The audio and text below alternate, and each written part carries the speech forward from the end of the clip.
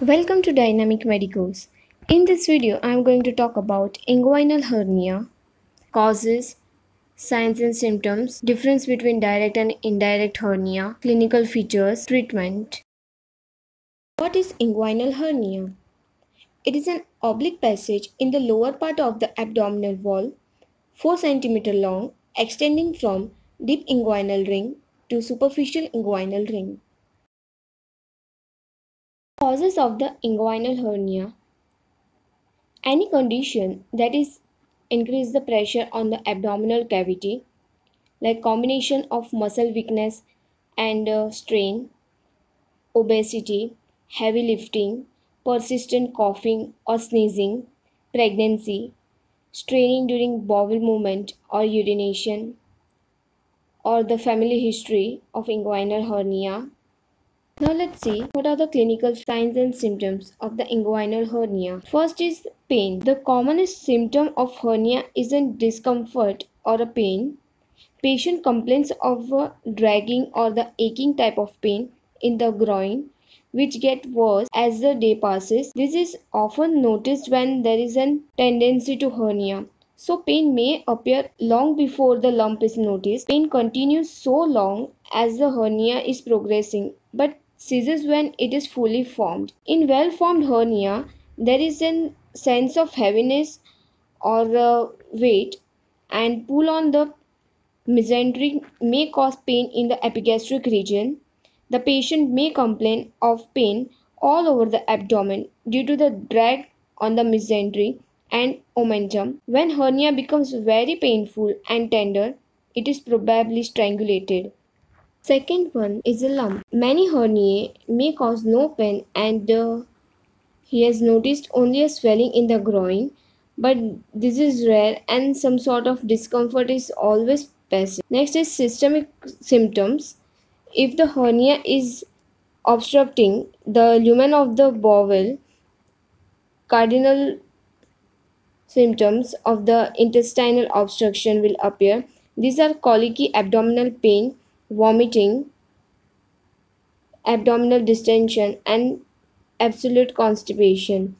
Other complications are the cause of hernia must be inquired into, persistent coughing or whooping cough, or chronic bronchitis or the constipation, dysuria due to benign enlargement of prostate or the stricture urethra may show other symptoms which the patient deliberately do not mention considering them to be irrelevant.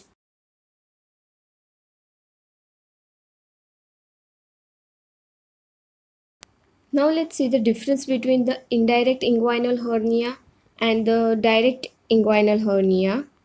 Indirect hernia can occur in any age group like childhood to adult, and direct inguinal hernia commonly occurs in the elderly patient, and direct hernia occurs in the pre-existing sac, and direct hernia always acquired.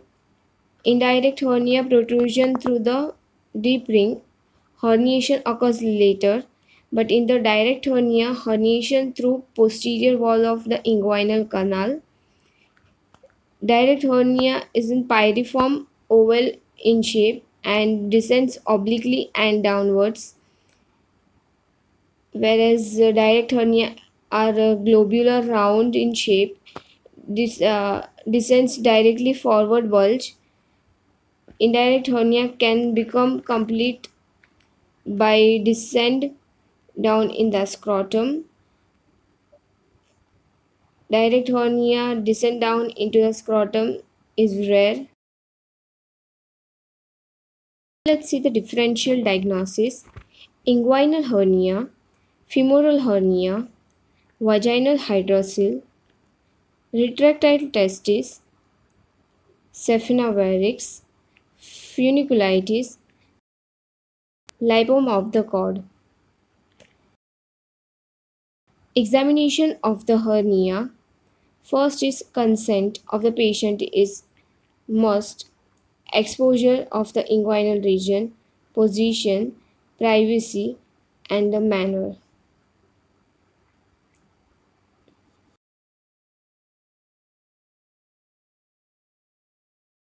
Look at the swelling from the front, exact size and shape, visible expansile cough impulse distinguished from the femoral hernia, extent of lump going down into the scrotum, other scrotal swelling, any other swelling on the normal side.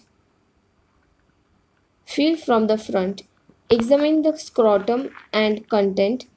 First, whether inguinal scrotal or the true scrotal by getting above the upper edge, get above. Don't examine the external ring or canal as it is painful. Expansile cough impulse. Firmly compress the lump with fingers. Ask the patient to turn her head toward the opposite side and to cough. If tense and expansile cough impulse is positive, localized swelling in the spermatic cord and the undescended testes come out during cough but not bigger nor tense. Positive sign is a diagnostic for hernia. However, negative cannot exclude the hernias or the diagnosis.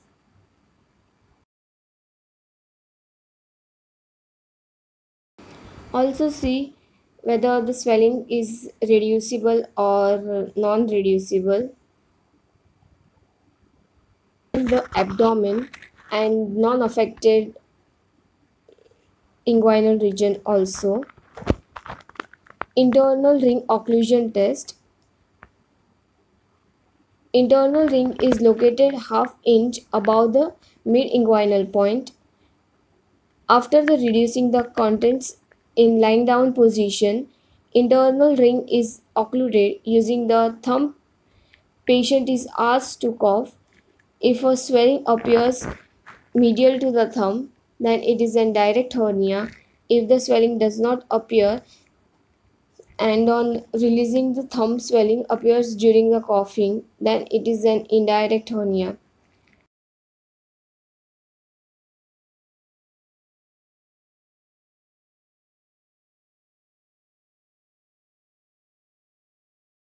Ring investigation test. After reduction of hernia, the little finger or the index finger of the examiner is used to investigate from the bottom of the scrotum and gradually pushed up and rotated to enter the superficial inguinal ring impulse. On coughing, if impulse is felt at the tip of the invaginated finger, indirect pulp of the inagitated finger, then it's direct. This test is done only in males. Then Siemens test, three finger method.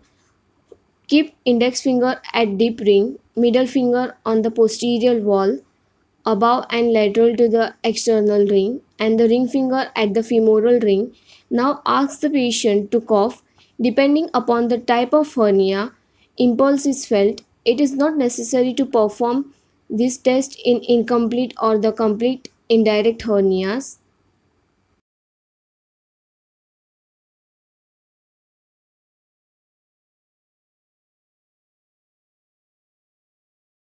Investigations, routine investigations, chest x-ray and USG abdomen and pelvis.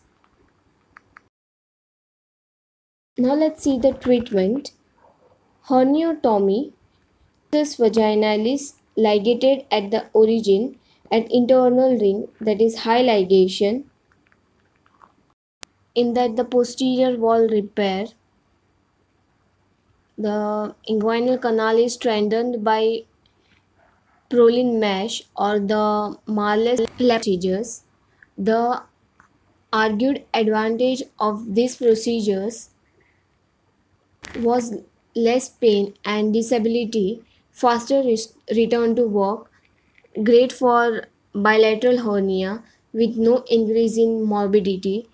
For recurrent hernia, disadvantages are cost and the time.